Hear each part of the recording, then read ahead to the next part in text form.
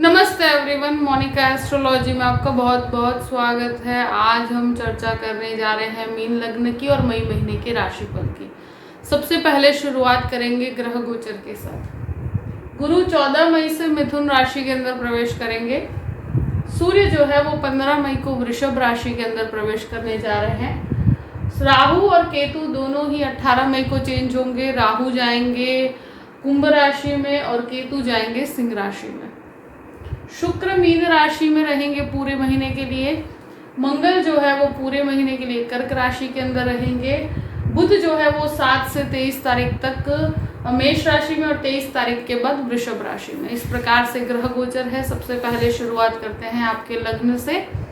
Mean लग्न और लग्न का स्वामी बनता है गुरु, और गुरु इस महीने आपके तृतीय स्थान से निकलकर आपके चतुर्थ भाव में आ रहे हैं। लग्न के अंदर शनि और राहु और शुक्र की युति बनी हुई है, तो ये परिस्थिति के अंदर बुध शुरू के 7 दिन के लिए आपके लग्न के अंदर रहेंगे। लग्न लॉर्ड की परिस्थिति तृतीय स्थान में, तो इस महीने बहुत ज़्यादा एक तरह से करा जाए कि अगर ट्रैवलिंग की अप्रोच कही जाए तो शुरू के 14 दिन तक जो भी ट्रैवलिंग है, कोई भी चीज़ का एग्जीक्यूशन है, उससे रिलेटेड आप काफ़ी सॉर्ट आउट रहेंगे। मगर एक चीज़ ज़रूर कहूँगी कि लग्न में शनि राहु व्यक्ति को स्वास्थ्य के अंदर बहुत उतार चढ़ाव देता है। परिस्थितियों में एक स्ट्रगलिंग फेज आप कह सकते हैं। यहाँ पर एक संघर्ष, मानसिक संघर्ष, शारीरिक संघर्ष, संबंधों में भी, रिलेशनशिप में काफ़ी कंफ्यूजन रहता है। शुक्र राहु जब लग्न में होंगे तो व्यक्ति बहुत रिलेशनशिप के अंदर मल्टीपल रिलेशनशिप की तरफ चला जाता है। तो ऐसी परिस्थितियों में देखिए, जो भी रिलेशनशिप आपका हो, मगर उसके अंदर अगर क्लैरिटी चाहते हैं तो थोड़ी सी शांति रखनी होगी। अगर कोई कन्फ्यूजन भी है तो थोड़ा समय देना होगा। शुरू के 18 दिन का समय आपके लिए थोड़ा सा उतार चढ़ाव से भरा हुआ है। अगर एक तरह से स्पेशली कहा जाए कि स्वास्थ्य भी यहाँ पर उतार चढ़ाव का सामना करना पड़ेगा। अब यहाँ पर से राहु जो है वो शुरू के 18 दिन तक है, शनि राहु की युति है, तो ये आपके लिए एक तरह से प्रॉब्लमेटिक है। तो वहाँ पर आपको बहुत बड़े डिसीजंस को अवॉइड करना है। सेकंड हाउस की बात करते हैं। सेकंड लॉर्ड जो है मंगल बनकर नीचस्थ है और वो आपके पंचम भाव में है। सेकंड हाउस में सूर्य बुध की परिस्थिति है। वाणी यहाँ पर बहुत ज़्यादा ब्लंट रहेगी। बच्चों के साथ अगर कोई विवादित माहौल डेफिनेटली घर के अंदर आप देखेंगे।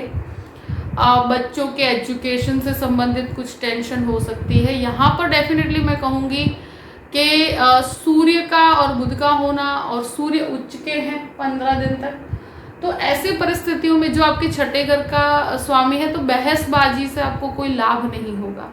तो घर परिवार के अंदर कुछ ऐसा उतार चढ़ाव का माहौल आप देख पाएंगे। तो वहाँ पर आपको सिर्फ शांति बना के रखनी है। कुछ एक्स्ट्रा एक्सपेंसेस, आपके सेविंग्स जो है वो बच्चों के पीछे खर्च होते हुए मुझे नजर आते हैं। तृतीय भाव की बात करते हैं तो तृतीयेश जो है वो लग्न के अंदर है, राहु के साथ है, और यहाँ पर सूर्य बुध का योग बनेगा 15 तारीख के बाद।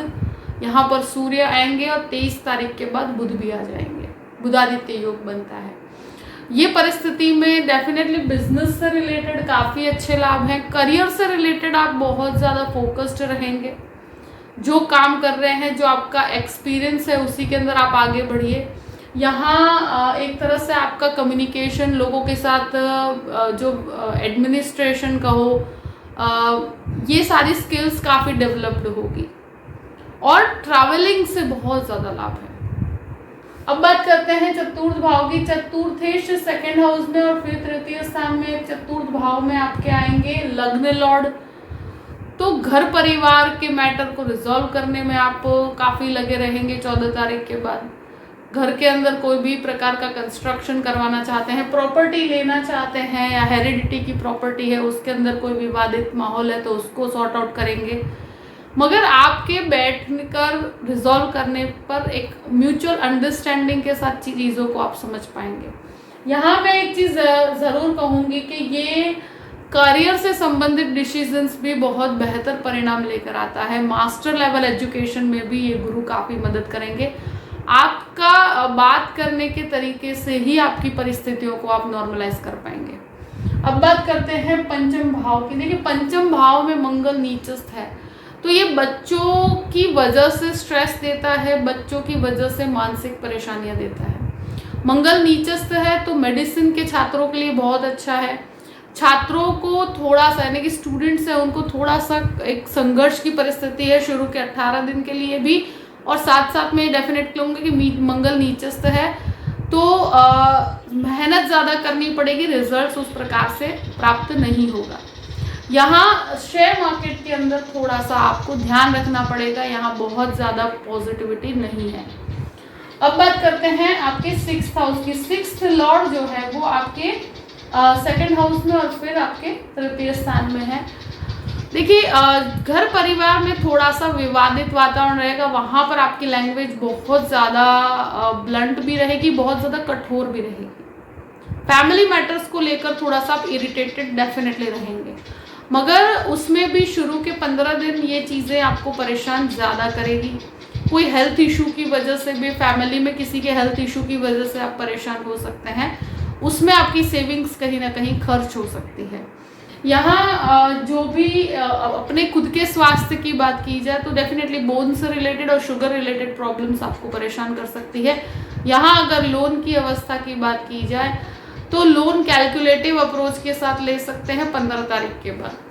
7th हाउस की बात करते हैं। 7th लॉर्ड जो है वो बुध बनकर 2nd हाउस में फिर तृतीय स्थान में है, तो बिजनेस में जो ग्रोथ, बिजनेस में जो डेवलपमेंट है वो एक तरह से 15 तारीख के बाद आप देख पाएंगे, और साथ में 23 तारीख के बाद और भी बेहतर परिणाम होंगे। एक तरह से पति पत्नी के बीच में अगर कोई भी विवाद है, कोई झगड़े हैं, क्लेश है, तो 18 तारीख के बाद वहाँ पर भी काफ़ी अच्छे सॉल्यूशंस आपको प्राप्त होंगे, परिस्थितियों में बेहतरी नजर आएगी। अष्टम भाव की बात करते हैं। अष्टमेश जो है वो आपके लग्न में है। देखिए ये ज़रूर कहूँगी कि हिडन रिलेशनशिप यहाँ पर इस महीने डेवलप होता हुआ नज़र आता है, तो संबंधों में बहुत ज़्यादा क्लैरिटी रखिएगा। कोई आपका फाइनेंशियली लाभ उठा सकता है, कोई रिलेशनशिप में कोई भी व्यक्ति आपका लाभ उठा सकता है, तो ऐसी परिस्थितियाँ हिडन मैटर के अंदर आपको बहुत सतर्क रहना होगा। यहाँ एक चीज़ ज़रूर कहूँगी कि जो भी आईटी क्षेत्र का रिसर्च बेस्ड काम करते हैं उनके लिए बहुत बेहतरीन परिस्थिति है ये। अब बात करते हैं नवम भाव की। नवमेश जो है वो आपके पंचम भाव में है। मास्टर लेवल एजुकेशन के लिए समय अच्छा है। आईटी या कोई भी प्रकार का मेडिसिन का जॉब, एक तरह से पढ़ाई करना चाहते हैं तो उन स्टूडेंट्स के लिए समय एक्सीलेंट रहेगा। यहाँ पर डेफिनेटली कहूँगी कि स्पिरिचुअलिटी के अंदर उतार चढ़ाव रहेंगे, मगर दान दक्षिणा की तरफ आपका ध्यान डेफिनेटली बढ़ता हुआ नजर आता है। अब बात करते हैं दशम भाव की। देखिए दशम भाव पे गुरु का दृष्टि संबंध 14th के बाद आपके करियर में, आपके बिजनेस में बहुत बढ़ोतरी करता है। जॉबलेस लोगों के लिए 14th के बाद बेहतरीन जॉब मिलने की अवस्था बनती है, तो ये आपके लिए बहुत अच्छा परिणाम रहेगा और आपके लिए करियर के अंदर बहुत मजबूती है।